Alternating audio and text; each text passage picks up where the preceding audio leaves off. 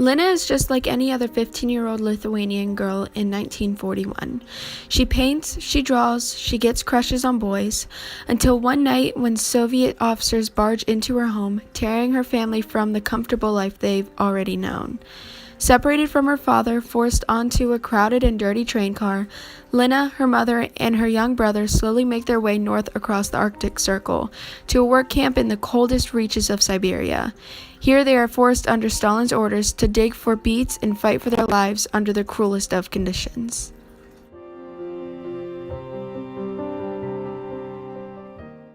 The most important setting out of the whole book would be the Altai labor camp. This is the camp that Lena and her family had been for about 2 or 3 years.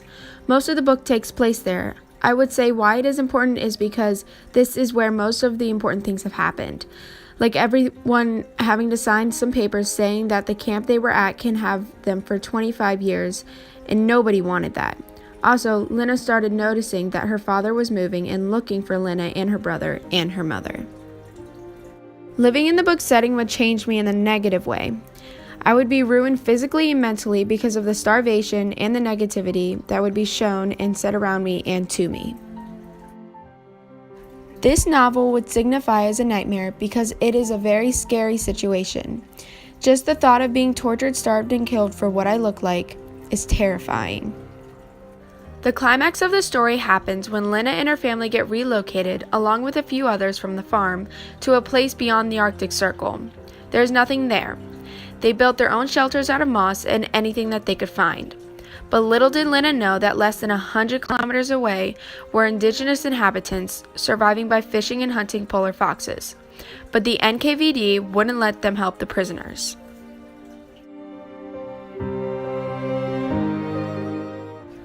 For Lena, drawing is a way to process the world and is her best mode of expression.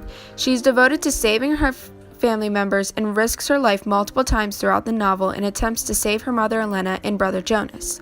She continues to document the horrors of the Baltic genocide through her drawings as at the risk of certain death, and hopes to pass along drawings to Kostas, who is her father, so that he may find out where she has been relocated. Hitler, who is the antagonist, viewed the world as a place that didn't need Jews. The characters in this novel had little to no power to change the world because they were in a concentration camp and they were unable to do anything about it. Throughout the novel, Lena writes about these flashbacks that involve her father, who she is currently looking for. In the flashback, Lena remembers another time Elena was wringing her hands. Elena asked Lena to bring a pot of coffee to Kostas and the other men who had been talking in the dining room for hours.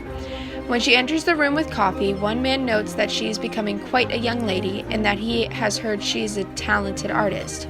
Kostas agrees proudly, but balks when another man asks Lena what she thinks about the new Lithuania.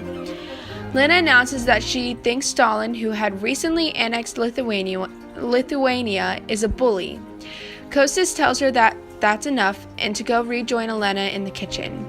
A journalist among the group of men notes that Elena's headstrong opinions take after Kostas. The men leave the house at alternating intervals. Some leave through the front door and some through the back. This part of the novel was very captivating to me because it showed me that Lena knew what was going on and that she was very strong and opinionated. I could not find a way to compare the interaction between sexes with my own. Neither could I bring anything from the book into my life because I personally wouldn't want to go through that.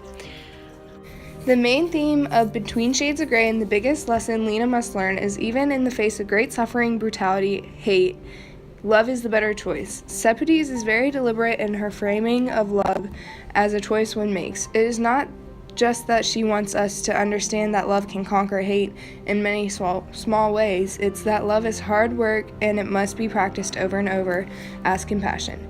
In this novel, Elena is the most accomplished practitioner of love and compassion, extending into two of the most disliked characters, the bald man and Kretsky.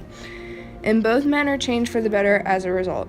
Elena's love is also practiced as a maternal self-sacrifice. She literally starves herself to death to feed her children. The lesson that Lena learns from this act of sacrifice is paradoxically how she wants to live. Through Elena's ultimate act of compassion, she teaches her children how precious life is, how it matters to smell the lily of the valley on the breeze, and to paint in the fields. The main theme of Between Shades of Grey and the biggest lesson Lena must learn. I was doing so good! The main theme of Between Shades of Grey and the biggest lesson Lena must learn is that even in the face of great suffering, brutality, and hate, love is the better choice. Sepideh is very deliberate in her farming. Framing.